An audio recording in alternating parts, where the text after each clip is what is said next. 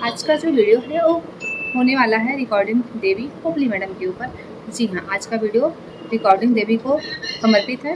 Hello everyone, कैसे हैं आप सभी लोग। स्वागत है आप सभी का हमारे यूट्यूब चैनल फिया लाइफ स्टाइल में।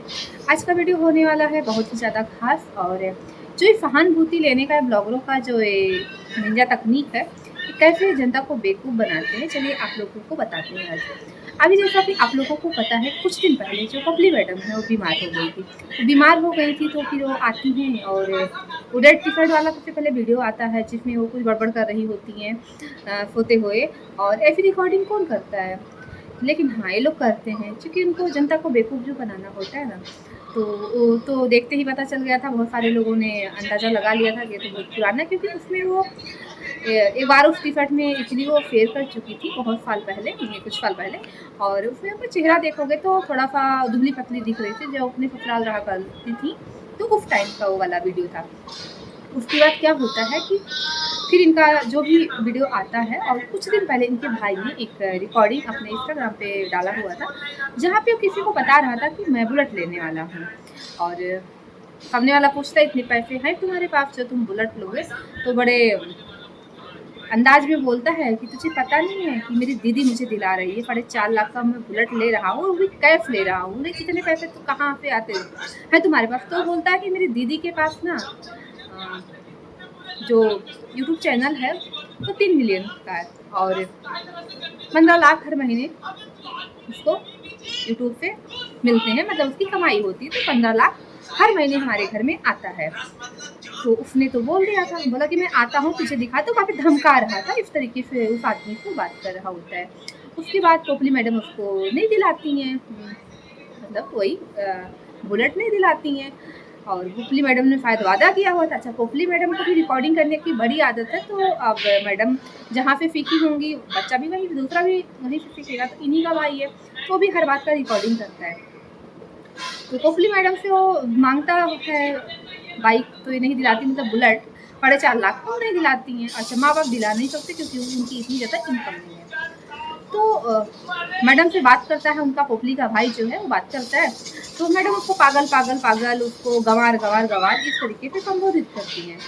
और वो भाई क्या करता है, रिकॉर्डिंग कर लेता है। मैडम को पता होता है कि वो रिकॉर्डिंग कर रखा है, लेकिन ये गंवार गंवार बोलती रहती। शायद इनको भी अंदाज़ा नहीं रहा होगा कि वो इंस्टाग्राम पे अपलोड कर देगा। वो इंस्टाग्राम पे अपलोड कर देता है, बहुत कुछ उसको बोलती हैं, गांदे, वो पता नहीं क्या क्या मतलब बोलती हैं, ये जो भी इनकी लैंग्वेज इनके यहाँ की होती है। इस तरीके से पोपली मैडम अपने भाई को बोल रही होती हैं, और उसको डरा धमका रही होती हैं, बहुत कुछ उसको बोलती हैं, कफम वफम पता नहीं क्या क्या खाने की बातें वहाँ पे हो रही होती। फिर क्या होता कि वो अपलोड हो जाता है इंस्टाग्राम पे।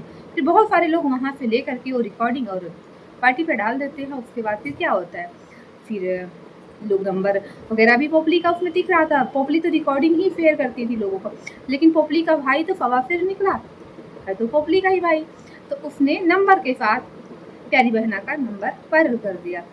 फिर उस नंबर को जब लोग देखते हैं ट्रू कॉलर वगैरह पे, गूगल पे वगैरह पे, तो उनके जो पति हैं राजवीर जी, और उनका रियल नाम आप लोग को पता है क्या है, तो वो सब उसमें शो हो रहा होता है गूगल पे और ट्रू कॉलर वगैरह पे। तो सब जान जाते हैं कि ये तो राजवीर जी का नंबर है, क्योंकि पोपली मैडम ने अपने कुछ पुराने वीडियो में, जब ये अपने ससुराल पे आई हुई थी, जब इनकी कंट्रोवर्सी हुई थी, तो ये वहाँ पे बोली होती हैं कि जो इनका दूसरा वाला चैनल था 3 मिलियन वाला, वो अनफू के पास है और ससुराल वालों के पास है, इनके पास नहीं है। ये बहुत ज़्यादा उस पर सहानुभूति जनता से ली थी, और काफ़ी अच्छा खासा समय डॉलर कमाई हुई थी। उसी समय घर और गाड़ी ये सारी चीज़ें ली थी। कहती हैं कि मैं कैसे उसको एक्सेस कर सकती हूँ, उसका जो है, जो उसमें नंबर पड़ा हुआ था ईमेल आईडी पे, वो राजवीर जी का फ़ोन था, वो तो जो है उन्हीं लोगों के पास है, मतलब अंकल आंटी के पास है। इस तरीके से वो बुजुर्ग दंपत्ति पे इल्ज़ाम लगाती हैं ये। लेकिन पोपली का जो पोपट कौन कर दिया, उसका खुद का भाई कर दिया। तो मैडम कितनी झूठी है। मैडम सर से लेकर पैर तक, पैर से लेकर सर तक पूरी की पूरी ये झूठी हैं। तो जो आप लोग इनको डॉलर कमाते हो, तो अभी तो इनके पास सब कुछ हो गया है, इनके पास घर हो गया है, गाड़ी हो गया है, सब हो गया है, 1-2 ज़मीन भी हो गई है, बैंक बैलेंस हो गया है। इतना डॉलर कमाने की इनको क्या ज़रूरत है आप लोगों को। और कुछ लोग इतने अंधभक्त बने हुए हैं कि पोपली मैडम के लिए लड़ाई तक करने को तैयार हैं। मजाल है पोपली मैडम किसी की कभी हेल्प की हो या किसी की कभी तारीफ की हो। पोपली मैडम किसी की तारीफ नहीं करती हैं, सिर्फ और सिर्फ वो तारीफ किसकी करती, अपनी करती हैं। कुछ लोग विधवा औरत, अबला नारी, वो कहाँ से विधवा लगती है? विधवा औरत कैसी होती है?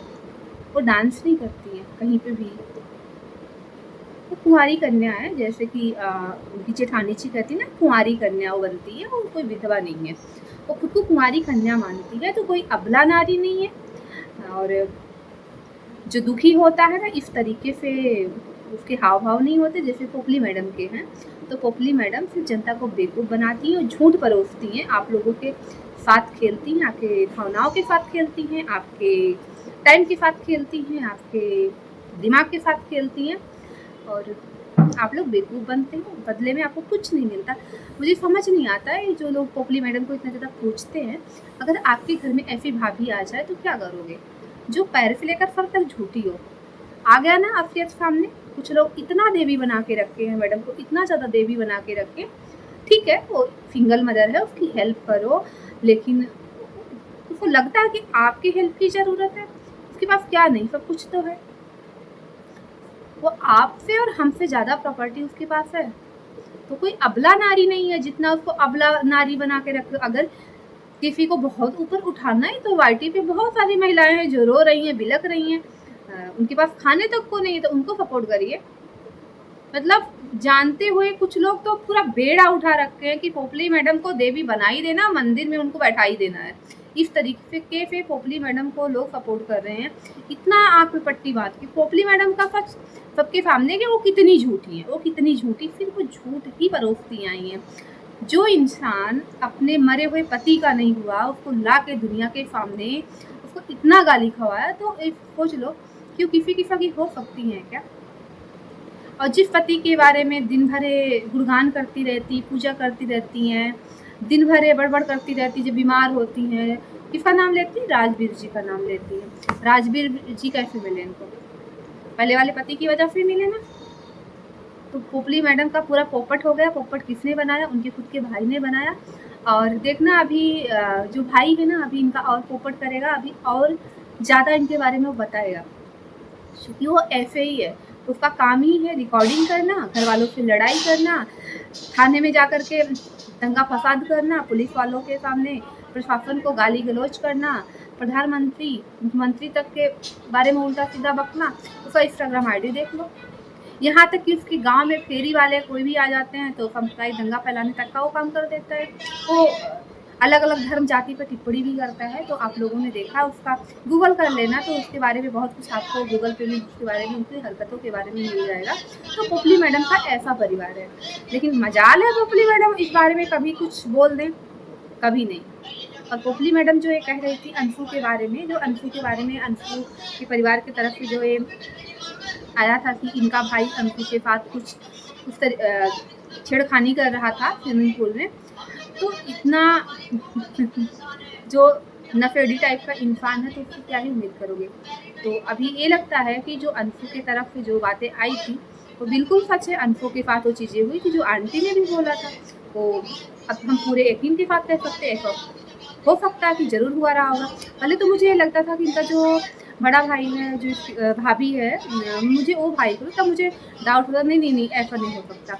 मुझे तो काफ़ी बाद में पता चला नहीं, पोपली मैडम के 2 भाई हैं। जब इनका भाई अप्रैल में जा कर के एक और कांड किया हुआ था, जब थाने में इसकी अच्छी खासी कुटाई हुई थी, क्योंकि सामुदायिक दंगा फैलाने का वो काम कर रहा था, कुछ फेरी वाले फिर गाँव में आए हुए थे तो इस तरीके की हरकतें कर रहा था। तो अब कोई ऐसी हरकत करेगा तो प्रशासन का तो साथ जाना ही पड़ेगा थाने में, फिर वहाँ पे जो भी उसके साथ होगा वो उसके कर्म होंगे, क्योंकि वो इस तरीके की हरकत करता है और सोशल मीडिया पे अपलोड भी करता है। तो उसके कारनामे आप लोग खुद ही देख लीजिए। तो पोपली मैडम का परिवार ऐसा है, लेकिन पोपली मैडम ने तो फिर बेड़ा उठा रखा है, ससुर जी को बदनाम करना, सास को बदनाम करना। जिस बच्ची को कहती हैं कि मैंने माँ के जैसे पाला, माँ के जैसे पाला, तो पोपली मैडम उस छोटी सी बच्ची को भी नहीं छोड़ी। खुद को बोलती कि मैं उसकी माँ हूँ, लेकिन मैं ऐसी होती कि अपनी बेटी के बारे में इतना गंदा बोले। और सच में अगर किसी बच्चे को दिल से माने होते हो ना, तो उसके लिए आप कभी गंदा नहीं बोल सकते, कुछ गलत नहीं बोल सकते, फिर माँ बाप को कुछ भी कह दोगे, लेकिन उस बच्चे के बारे में आप गलत नहीं बोलोगे। तो पोपली मैडम की ये सच्चाई है, लेकिन अभी भी कुछ उनके अंधभक्त है, अभी भी देवी बनाने पे मैडम को तुले हुए। वो देवी नहीं है, एक नंबर की झूठी ब्लॉगर हैं वो झूठ ही परोसती हैं और कुछ नहीं परोसती हैं, कुछ आपको सीखने को वहाँ से नहीं मिलता, कुछ नहीं। हाँ, रिकॉर्डिंग करना लोगों का ज़रूर सिखा देंगी कि किसी से बात करो उसकी रिकॉर्डिंग कर लो, और सहानुभूति लेना रहे तो कैसे सहानुभूति जनता की लेनी है, पोपली मैडम से बेहतर कोई नहीं जानता है। तो वैसे कुछ उनके अंधभक्त भी हैं जो एकदम उनको देवी बनाने पे तुले हैं और किसी से भी लड़ाई झगड़ा भी करने पे तुले हुए हैं। तो ऐसे ब्लॉगरों से दूर रहिए जो आपकी भावनाओं के साथ खेलते हैं, आपके समय के साथ खेलते हैं। और अगर किसी को देवी बनाना है तो जो बहुत सी ऐसी महिलाएं हैं जो वाकई में परेशान है, उनकी हेल्प करिए, उनके वीडियो देखिए और उनको सपोर्ट करिए। पोपली मैडम तो बहुत कमा चुकी है IT से, कितना कमाओगे, अब किसी और को सपोर्ट करो, थोड़ा उसका भी घर चल जाए। तो आज का वीडियो यहीं तक था। अगर मेरा वीडियो किसी को अच्छा लगा हो तो उसके लिए बहुत बहुत धन्यवाद। और किसी को बुरा लगा हो तो उसको लग सकता है, क्योंकि शायद वो अंधभक्त होगा। ये मेरे अपने खुद के विचार हैं पोपली मैडम के लिए। तो पोपली मैडम कौन है? एक काल्पनिक इंसान है, किसी का नाम तो शायद पोपली है नहीं, तो कोई अपने ऊपर उड़ता हुआ तीर ले लेता है तो कोई दिक्कत नहीं। ये कहानी पूरी तरीके से काल्पनिक है और इससे किसी भी जीवित इंसान से कोई लेना देना नहीं है। तो आज का मेरा वीडियो यहीं तक है। मिलेंगे आपसे एक नए वीडियो के साथ। अगर वीडियो में आप पहली बार आए हैं तो पहले तो चैनल को सब्सक्राइब करिएगा और कमेंट ज़रूर करिएगा, क्योंकि आजकल आप लोग ना इतनी कंजूसी करने लग गए हो ना, बिल्कुल भी कमेंट नहीं करते हो। और हाँ, इस वीडियो को शेयर भी कर दीजिएगा। अगर हाइप का ऑप्शन आपको मिलता है तो हाइप भी दे दीजिएगा, क्योंकि पोपली मैडम के ऊपर मैंने सोचा आज मैं भी वीडियो बना ही लेती हूँ, क्योंकि बहुत सारे लोग व्यूज छाप रहे हैं तो मैंने सोचा मैं भी छाप लेती हूँ, थोड़ा सा जागरूक कर देती हूँ लोगों को कि ब्लॉगर कैसे आप लोगों के दिमाग के साथ खेलते हैं। तो चलिए आज का वीडियो यहीं तक, मिलेंगे आपसे एक नए वीडियो के साथ, तब तक के लिए बाय।